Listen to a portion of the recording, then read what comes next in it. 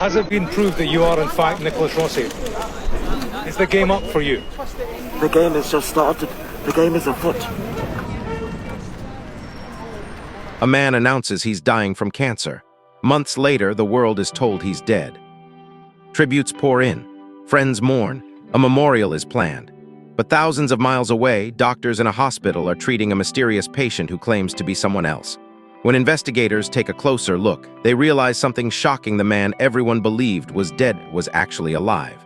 This is the bizarre story of Nicholas Alahverdian, a con artist who faked his own death to escape justice.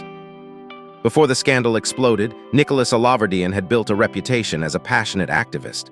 Living in Rhode Island, he spoke publicly about problems in the foster care system. He claimed he wanted reform and often appeared in interviews criticizing how vulnerable children were treated. To many people watching from the outside, he looked like someone fighting for change. But behind that public image, a very different story was beginning to emerge.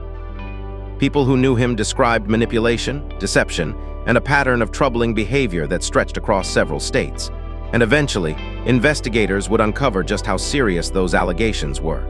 Authorities say Alahverdian's criminal history went back years. In 2008, he was convicted of sexual assault in Ohio. But that conviction was only part of a much larger pattern investigators were beginning to uncover. Multiple reports claimed he targeted women for financial schemes, convincing them to give him money or assistance before disappearing.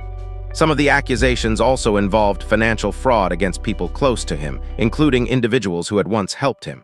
As the allegations grew and legal pressure increased, authorities started building cases against him, and it seemed like his options were running out.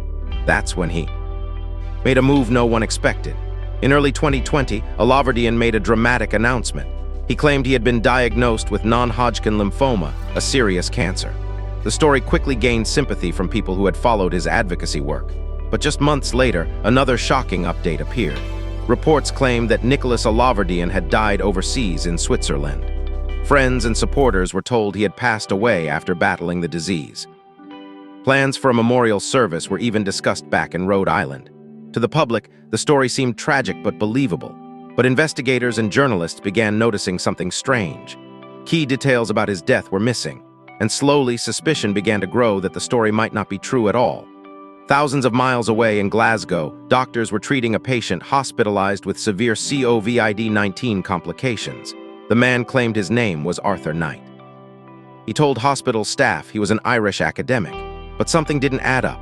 Authorities noticed the man had distinctive tattoos that matched those of Nicholas Alahverdian. When investigators compared records and photos, the evidence became hard to ignore. The man lying in that hospital bed appeared to be the same person who had supposedly died months earlier. Even after being identified, Alahverdian refused to admit who he was. He insisted that he was Arthur Knight and claimed authorities had made a mistake. The legal battle quickly moved to Scottish courts, where he fought extradition back to the United States.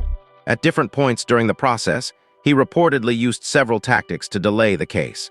One of the most unusual claims was that he could barely move, suggesting he was suffering from severe health problems. But investigators continued gathering evidence proving his real identity. Eventually, the courts ruled against him. After years of legal battles, Alahverdian was extradited back to the United States in 2024.